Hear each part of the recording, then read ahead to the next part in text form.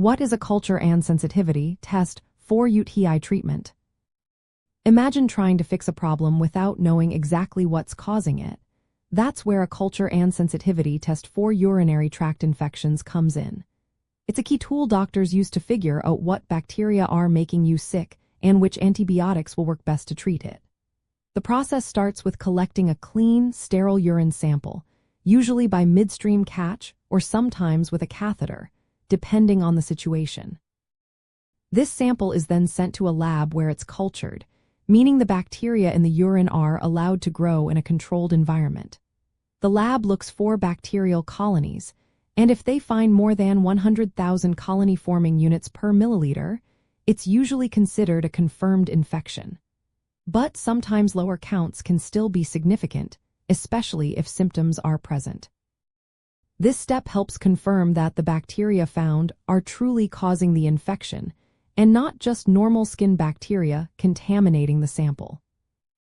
Once bacteria are grown, the lab performs an antibiotic sensitivity test. This involves exposing the bacteria to different antibiotics to see which ones can kill or inhibit their growth. The results tell the healthcare provider which antibiotics are most likely to be effective against that specific bacteria. This targeted approach is important because using the right antibiotic helps clear the infection faster, reduces the chance of antibiotic resistance, and minimizes side effects. It also helps prevent unnecessary use of broad-spectrum antibiotics, which can disrupt the natural balance of bacteria in the bladder and elsewhere. For bladder health and bladder cancer management, accurately diagnosing and treating urinary tract infections is vital. Repeated or untreated infections can cause ongoing bladder inflammation, which might complicate other bladder conditions or affect cancer treatment. Conducting a culture and sensitivity test ensures that the right antibiotic is chosen, leading to better outcomes and fewer complications.